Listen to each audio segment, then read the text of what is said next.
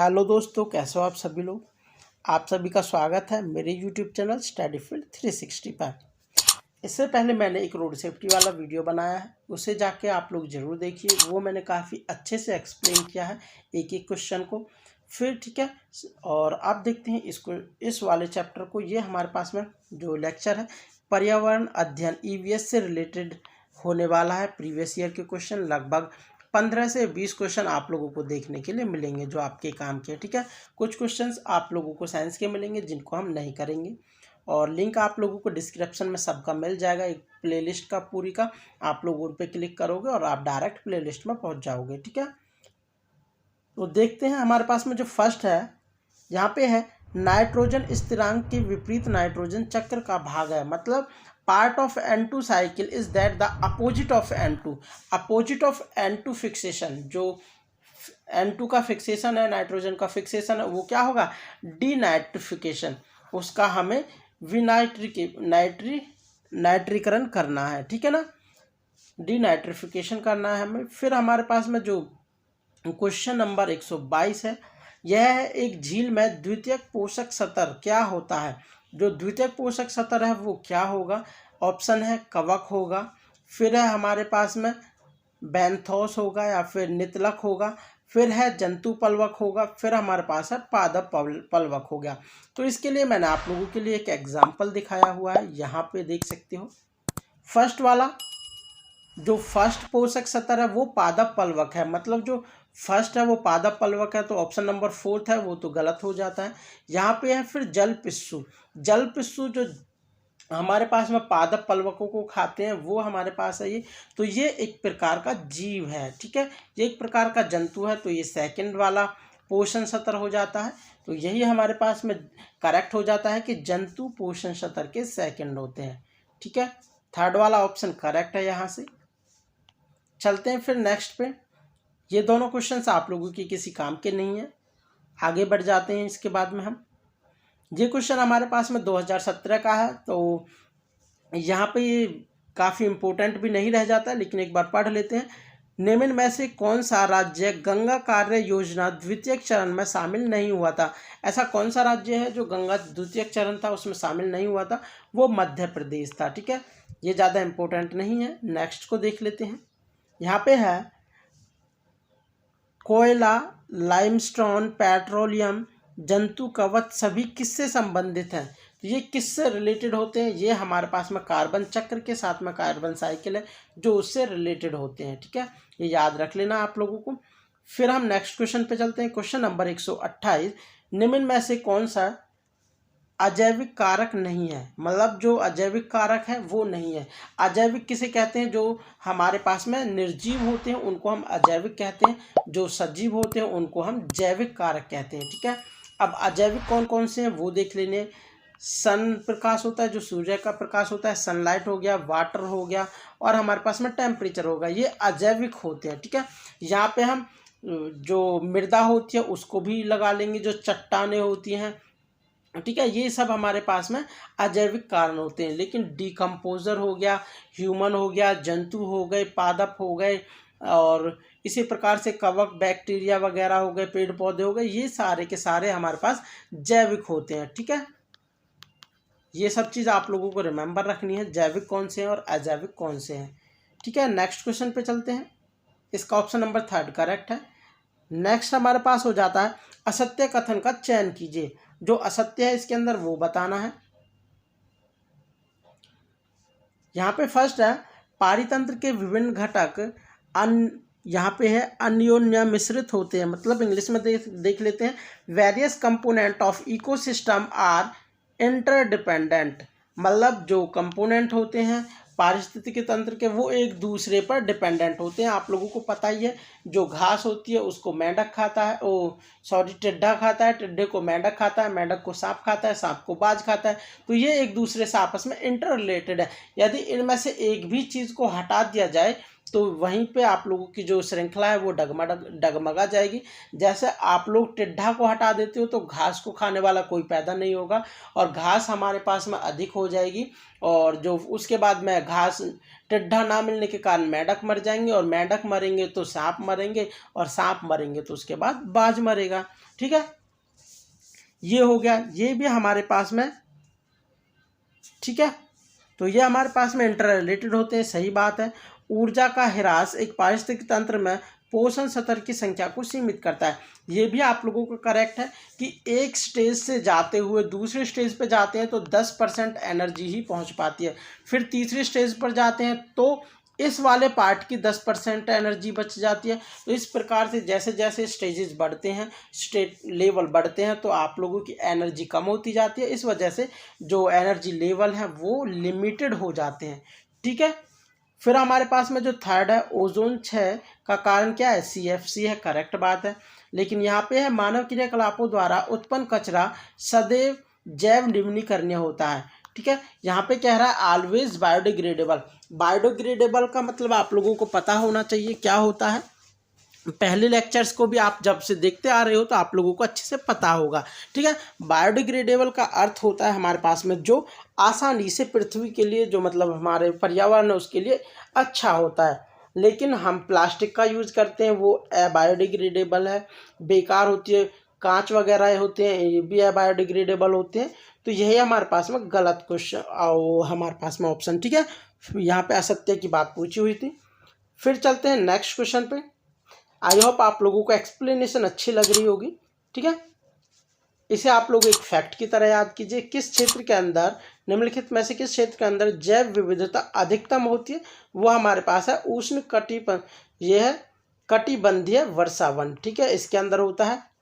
और यदि बात होती है किसके अंदर हमारे पास में अधिक पहाड़ी तंत्र होते हैं, तो वो एक समुद्र वाला आ जाता है। समुद्र का जो समुद्र होते हैं, समुद्र के अंदर अधिक पहाड़ी तंत्र होते हैं उपस्थित। ठीक है, नेक्स्ट क्वेश्चन को देख लेते हैं। क्वेश्चन नंबर 131 यहाँ पे है, वायु प्रदूषण के संपर्क में असंगत को पहचाने, कि जो वायु प्रदूषण नहीं फैलाता है वो बताना है। स्मॉग एक वायु प्रदूषक ही है। स्मॉग किस किस से मिलकर बना हुआ है, कमेंट सेक्शन में कमेंट करके बताओ। मैंने ऑलरेडी आप लोगों को बताया हुआ है। एसिड रेन भी जो वर्षा होती है उसके अंदर एसिड मिल के आ जाता है ज़मीन पे। और अब आप लोगों को ये कमेंट सेक्शन में कमेंट करके बताना है कि जो एसिड वाली रेन है वो किस किस गैसों का मिश्रण होती है। मैंने ऑलरेडी बताया हुआ है, यदि नहीं पता है तो वो वीडियोस जाके ज़रूर देखिए। और यहाँ पे हमारे पास में SPM हो जाता है, निलंबित कण। ये सस्पेंडेड पार्टिकुलेट मैटर, जो छोटे छोटे कण होते हैं, पतले पतले मी सांस के द्वारा हमारे शरीर के अंदर चले जाते हैं, वो भी वायु प्रदूषण का कारण बनते हैं। जो सुपोषित होते हैं, एक फास्फोट होता है, ये हमारे पास में ये सुपोषण वाला काम है, तो ये हमारे पास में वायु प्रदूषण का काम नहीं करता। फिर हमारे पास में वन्य जीव, विश्व वन्य जीव सप्ताह कब मनाया जाता है, ये आप लोगों को मैंने एक लेक्चर अलग से बनाया था कि कौन कौन से इम्पोर्टेंट वीक्स हैं, कौन कौन से डे हैं इम्पोर्टेंट, उनसे रिगार्डिंग जो हमारे पास में थीम भी थी कुछ, वो भी बताया था। इसका करेक्ट आंसर हमारे पास हो जाता है अक्टूबर के प्रथम सप्ताह में। ठीक है, नेक्स्ट क्वेश्चन है, यहाँ पे है, पृथ्वी की सतह के निकट मुख्य वायुमंडल परत कौन सी है। पृथ्वी की सतह के निकट कौन सी परत होती है, ये क्षोभ मंडल होती है। आप लोगों को बहुत अच्छे से पता है, लास्ट लेक्चर में बहुत ज़्यादा क्वेश्चन थे इसी टॉपिक से। ठीक है, और यही सतर हमारे पास में ह्यूमन के जिंदा रहने के लिए, जीवन व्यापन करने के लिए इम्पोर्टेंट है। निम्नलिखित देशों में से किसकी जैव विविधता सर्वाधिक है। आप लोगों को बताया था मैंने एक लेक्चर के अंदर, जैव विविधता किसकी सर्वाधिक है, ब्राज़ील की है। फिर आ जाते हैं बात फॉस्फेट, जो फॉस्फोरस है चक्र, हमारे पास फॉस्फोरस चक्र अप्रायिक होता है क्योंकि यह पूर्ण रूप से होता है यूजलेस। यहाँ पे है जो फॉस्फेट साइकिल है वो एक अनश्योर होता है, बिकॉज क्यों होता है अनश्योर, ये बात पूछी हुई है। तो हमारे पास में वो एक सेडिमेंट्री, अब शादी जो चट्टाने हैं उनका वो होता है पूर्ण रूप, इसलिए होता है। फिर ये वाला क्वेश्चन आप लोगों को समझने लायक है, अच्छे से समझना है। यहाँ पे है, सतल या हरे पौधों की पत्तियों द्वारा उपलब्ध सौर ऊर्जा का कितना भाग खाद्य ऊर्जा में परिवर्तित होता है। जो हमारे पास में सौर ऊर्जा होती है वहाँ से, जैसे हमारे पास में सूर्य हो गए हैं, यहाँ से ये पौधे हो गए, ठीक है, ये सौर ऊर्जा होगी। यहाँ से जो केवल 10% एनर्जी ही पौधे यूज कर पाते हैं, ठीक है। फिर जैसे ही हमारे पास में 10% एनर्जी, ये आगे 10% एनर्जी ट्रांसफ़र करेंगे। इनके पास पहले ही 10% थी, फिर उसका भी 10% निकालते हैं तो केवल 1% एनर्जी निकल के आती है, ठीक है। आगे वाला जो स्तर है वहाँ के लिए केवल 1% एनर्जी का ही स्थानांतरण करते हैं। तो ये हमारे पास में जो ऑप्शन नंबर 3 है वो करेक्ट हो जाता है। चलते हैं नेक्स्ट क्वेश्चन की तरफ। यहाँ पे है, निम्नलिखित में से कौन सा जल प्रदूषक नहीं है। तो जल प्रदूषक हमारे पास ये एरोसोल, ये जल प्रदूषक नहीं है, ठीक है। तो अब आप लोगों को यहाँ से क्या पढ़ना क्या है, जानने के लिए क्या मिलना है कि जल प्रदूषक कौन कौन से हैं, ये इंपॉर्टेंट बात हो जाती है। उर्वरक वगैरह होते हैं, ये उर्वरक जल प्रदूषक भी है, ये वायु प्रदूषक भी है, ये मृदा प्रदूषक भी है। उर्वरक काफ़ी इंपॉर्टेंट है, जल प्रदूषण, मृदा प्रदूषण एंड वायु प्रदूषण तीनों है। फिर हम पीडकनाशी की बात करते हैं, ये भी इसी प्रकार से है, और पारा हो जाता है, ये भी है, ठीक है। और जो क्लोरोफ्लोरोकार्बन है, इसका मुख्य कारण क्या होता है, ये ओजोन परत का क्षय करता है। नेक्स्ट है हमारे पास में, नेक्स्ट क्वेश्चन देख लेते हैं। ये काफ़ी इंपॉर्टेंट था, आप लोगों को कई बार देखा होगा पेपर में। अमृता देवी बिश्नोई के त्याग के लिए प्रसिद्ध खेजड़ी गांव कहाँ पे है। जो खेजड़ी गांव है वो कहाँ पे है, इनके नाम पर एक जो पुरस्कार है वो भी दिया जाता है। जो पेड़ पौधों की रक्षा करते हैं लोग, अपने जान माल की वो लगाते हुए, ठीक है, दाव पर लगाते हुए जो पेड़ों की रक्षा करते हैं, उनको अमृता देवी बिश्नोई नामक पुरस्कार भी दिया जाता है। ये कौन से शहर का है, कौन सी जगह का है, गांव का, मतलब जो खेजड़ी गांव कहाँ स्थित है, तो ये हमारे पास जोधपुर के अंदर स्थित है, राजस्थान में, ठीक है। फिर है नेक्स्ट हमारे पास में, निम्नलिखित को सुमेलित करना है, इनमें से कौन सा क्या है, ये आप लोगों को मिलान करना है। जैव जो पराबैंगनी किरणें हैं, ये पराबैंगनी किरणें कारण बनती है हिमनाद का। जो बर्फ़ होती है, स्नोफॉल होती है, स्नो होती है, वो हमारे पास में वहाँ से बह जाती है ज़्यादा गर्मी के कारण, जब हमारे पास में पराबैंगनी किरणें आती हैं, ठीक है। फिर बात करते हैं जैव अपघटनीय कार्बनिक पदार्थ होते हैं, जो हमारे पास में ये बायोलॉजिकल डिमांड की बात कर रहे हैं, बायोलॉजिकल ऑक्सीजन मैटर, ठीक है, ये हमारे पास BOD है, बायोलॉजिकल ऑक्सीजन डिमांड, ठीक है जी। फिर बात कर लेते हैं हम DDT की। तो DDT हमारे पास हो जाता है एक प्रकार का बायोमैग्निफिकेशन, जैव आवर्धन, ये हमारे पास में जो ऑप्शन 3 है, ये 3rd वाला ये हो जाता है। फिर आते हैं हम फॉस्फेट। फॉस्फेट तो एक हमारे पास में सुपोषित है, जैसे कि मैंने आप लोगों को ऊपर भी बताया था, फास्फोट के जो सुपोषण वाला आया था वहाँ पे भी फास्फोट एक प्रकार का ये सुपोषण है, ठीक है। ऑप्शन 3rd करेक्ट हो गया है। नेक्स्ट हमारे पास है क्वेश्चन नंबर 141, मुख्य संसाधन जो सतह पर जीवन का निर्धारण करता है। जो सतह पर जीवन के लिए काम आता है वो क्या है, हमारे पास में जल है, ठीक है।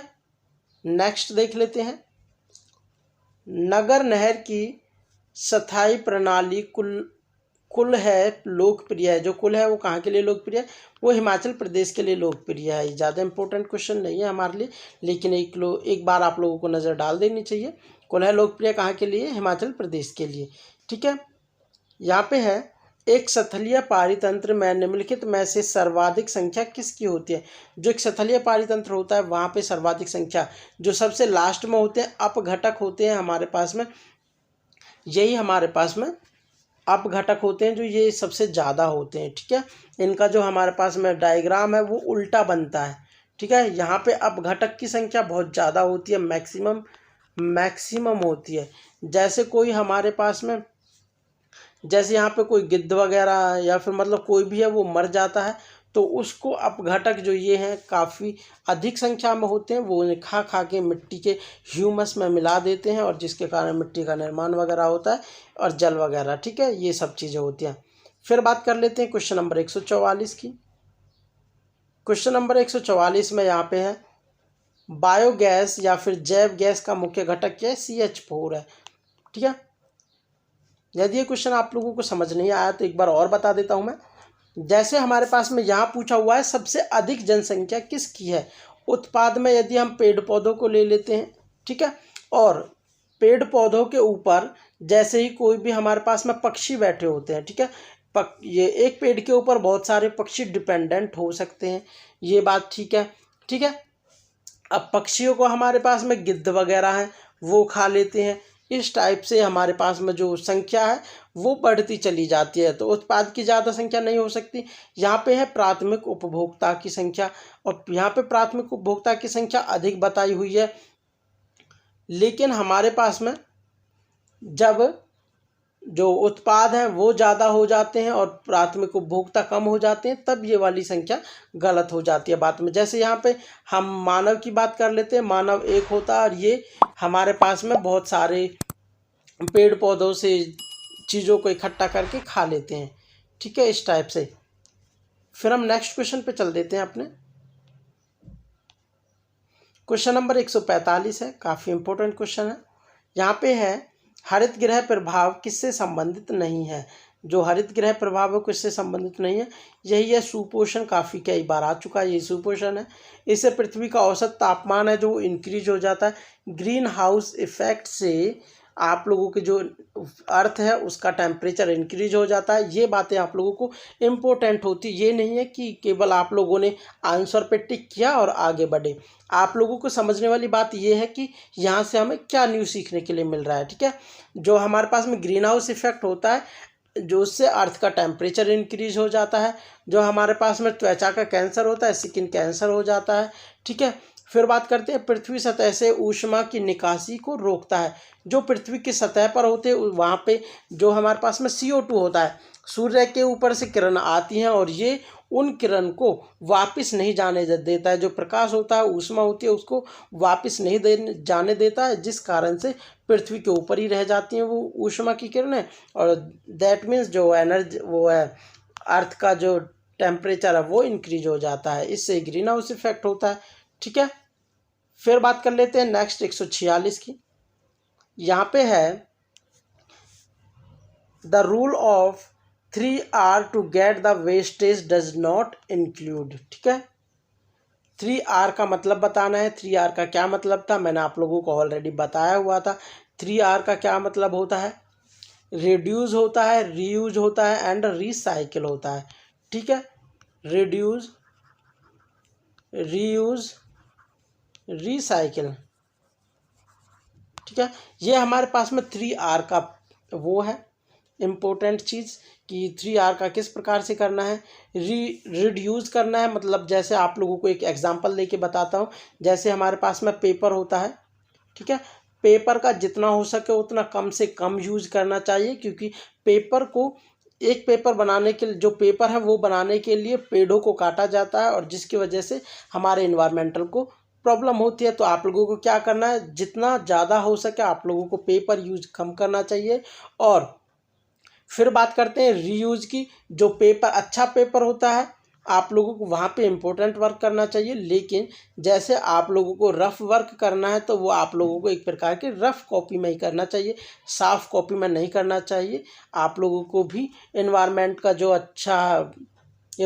को अच्छा करने के लिए उसमें योगदान देना चाहिए। ठीक है, रीयूज करना चाहिए। न्यूज़पेपर वगैरह में भी आप लोगों को देखने के लिए मिलता है रद्दी अखबार का यूज किया जाता है, रद्दी पेपर का। फिर रिसाइकिल होता है, ठीक है ना, रिसाइकिल न्यूज़पेपर की बात हो जाती है, न्यूज़पेपर वगैरह रिसाइकिल करके ही बना दिए जाते हैं। ठीक है, फिर नेक्स्ट कर लेते हैं क्वेश्चन नंबर 147। यहाँ पे निम्नलिखित में से O2 का सर्वोच्चम सूचक।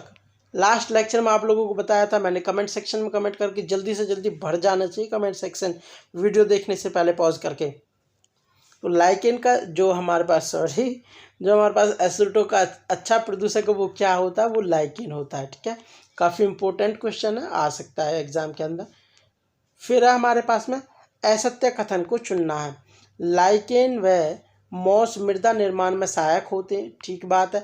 जब ये चीज़ें मर जाती हैं, पेड़ पौधे कीटाणु वगैरह, मतलब ये मॉस होते हैं जो एक प्रकार के छोटे छोटे मॉस्किटो वगैरह होते हैं, तो ये जब मर जाते हैं तो मृदा में मिल जाते हैं। ठीक है, ये इंपॉर्टेंट बनाने में काम आते हैं निर्माण में। मृदा संरक्षण को सुनिश्चित करने वाला प्रमुख कारण ह्यूमस है। ठीक है, जो हमारे पास में अपघटक होते हैं, चीज़ों को ख़त्म करके अपघटित करके ह्यूमस में ही बदलते हैं, जिसके कारण मृदा का निर्माण होता है। आप लोगों को ऊपर बताया मैंने। फिर यहाँ पे सूर्य, जल, प्रकाश, वायु, मृदा निर्माण में कोई योगदान नहीं देते। ये बात हमारे पास गलत है, तो ये भी योगदान देते हैं। मृदा में पाए जाने वाले खनिज तथा उनकी पैतृक चट्टानों पर निर्भर, जो खनिज और तत्व पाए जाते हैं वो उनकी पैतृक चट्टानों पर निर्भर करते हैं। ठीक है, फिर नेक्स्ट है क्वेश्चन नंबर 149। स्मॉग क्या है? तो हमारे पास में स्मॉग क्या है? एक प्रकार का फॉग प्लस स्मॉग, ये दोनों चीज़ों से बना हुआ है।